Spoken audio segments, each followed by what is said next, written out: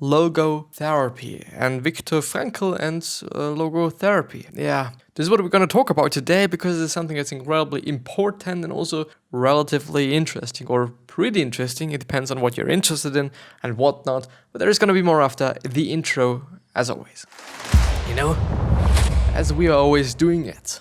And on this podcast, because every single day there is going to be something. But yeah, with that being said, hello, welcome back to the next episode of the Self-Development with Tactics podcast. And I am really happy to be here. And I'm also really incredibly happy to talk about Viktor Frankl's logotherapy. But before we even go through the episode, there's a few things that I'm willing to talk about. And the first thing is, well, in general, it is the description. Please check out the description because there is going to be a summary of this episode. There's going to be the podcast and the link to the YouTube channel if you are on either of these two things.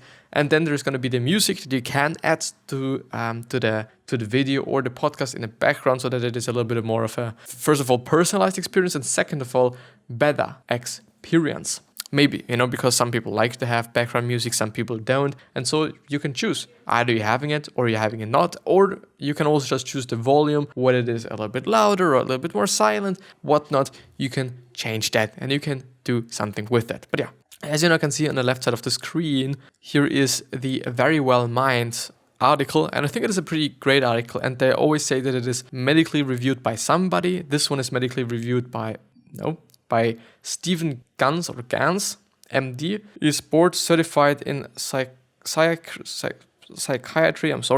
and is an active supervisor, teacher, and mentor at Massachusetts General Hospital. Yeah, okay, this sounds kind of promising, I have to say, and this article was updated on October the 6th, 2019. So I do believe in this article, and I do hope that it is kind of correct, I'd say, because I've often just had the experience that the Very Well Mind site is talking about a lot of things, but not always the best or most accurate way, I would say. But I'm not quite sure. I do not want to I don't know. But yeah. So Viktor Frankl is the founder of Logotherapy, a form of psychotherapy that he developed after surviving Nazi concentration camps in the 1940s. After his experience in the camps, he developed a theory that it is through a search for meaning and purpose in life that individuals can endure hardship and suffering, because it was the exact same thing that he had to be doing to survive the fucking Nazi concentration camps. A brief history of Viktor Frankl. Viktor Frankl was born on March 26, 1905 and died September 2nd, 1997 in Vienna, Austria. He was influenced during his early life by Sigmund Freud and Alfred Adler, who were both psychiatrists or psychoanalysts. I don't always know whom is whom in terms of are you really now a psychiatrist? Are you now a psychoanalyst? Are you a, scientist? I don't know. It depends. He was the director of the neurological department of the Rothschild Hospital, and from 1946 to 1970 was the director of the Vienna Polyclinic of Neurology. 1946 to 1970, which is 4 years, which is he's a really successful person. In 1942, Frankl was deported to a Nazi concentration camp along with his wife, parents, and other family members, including Auschwitz from 1942 to 1945. And unfortunately, he was the only family member that survived. And in 1945, he returned to Vienna and published a book on his theories based on his records and observations during this time in the camps. Which in the end, so Man's Search for Meaning, which is the book, it was published in 24 different languages by the time of his death, which is something.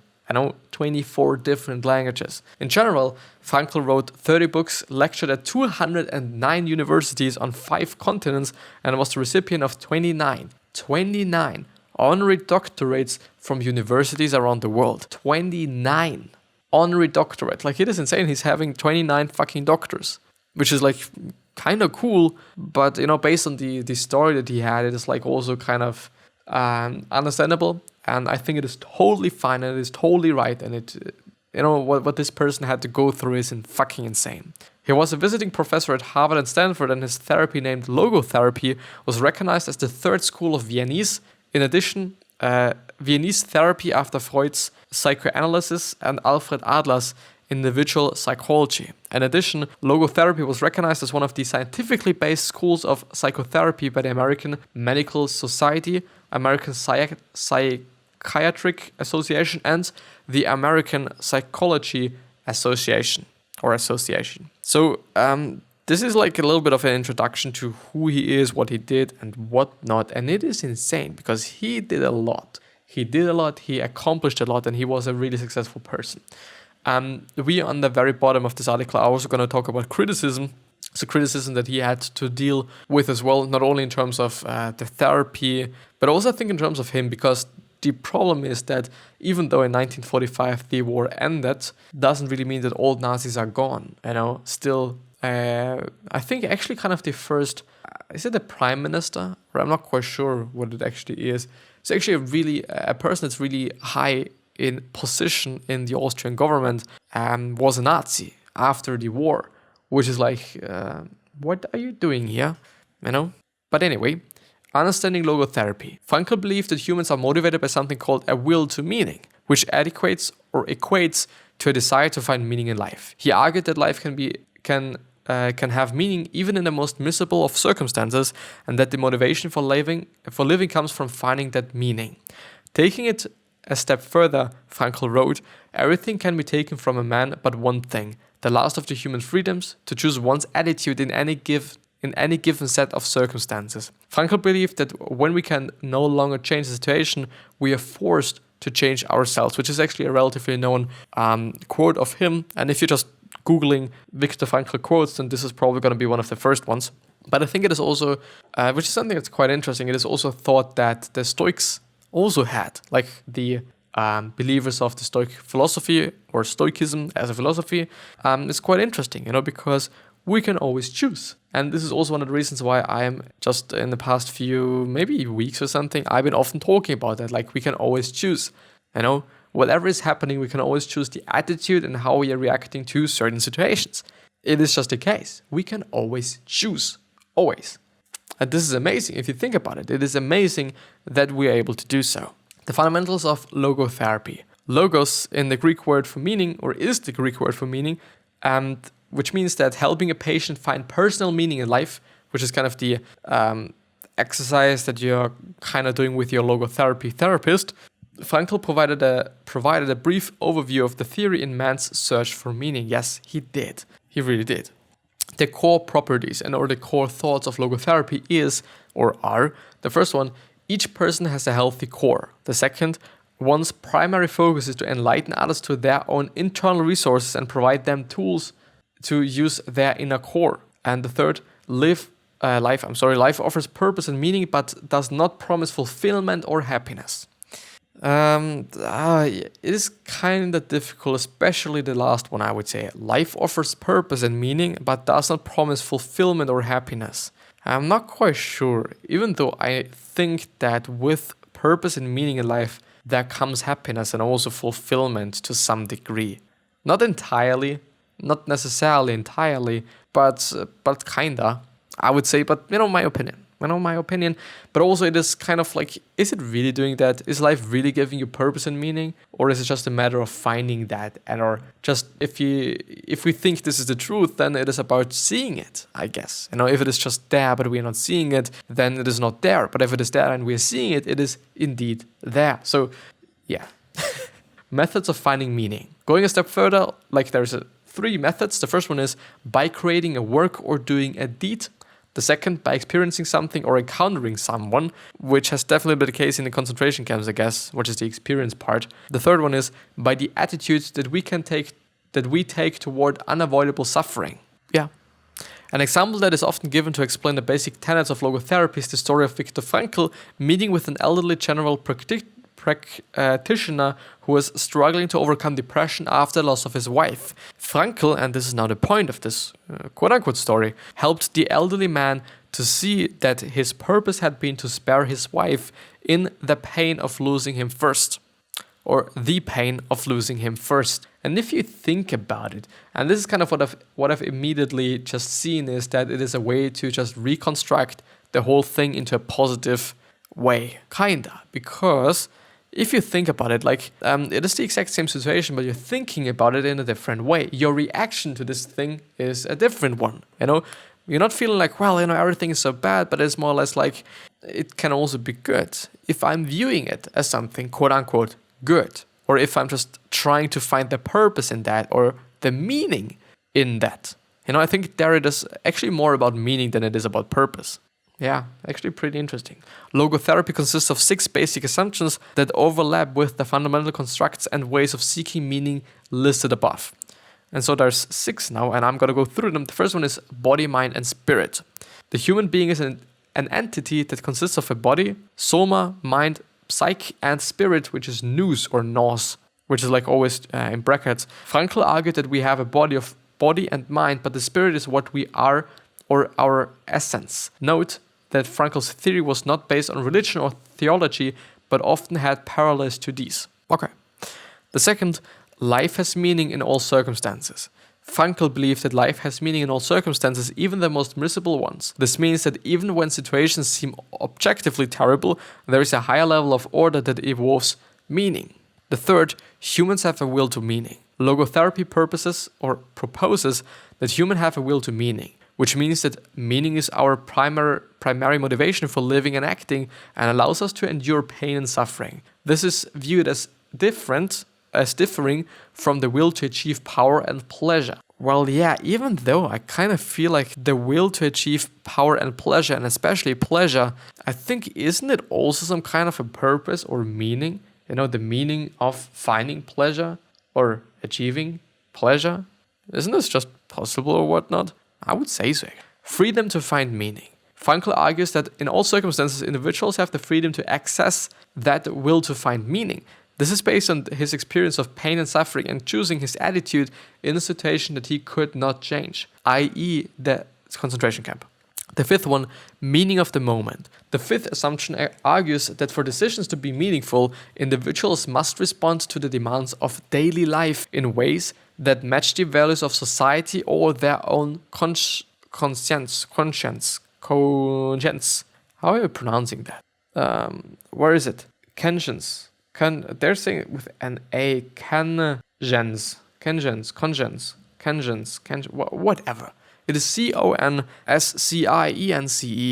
It's ENCE. You know what it is. And the sixth one is individuals are unique. Frankl believed that every individual is unique and irreplaceable, and it is definitely the case, even though genetically some people might be quite the same, especially if we're talking about twins and whatnot. They're still different. We're still having different character traits, and we still are kind of different people, and it is what it is. But I think, we can argue about that. We really can. Frankl believed that it was possible to turn suffering into achievement and accomplishment. He viewed guilt as an opportunity to change oneself for the better, and life transitions as the chance to take responsible action.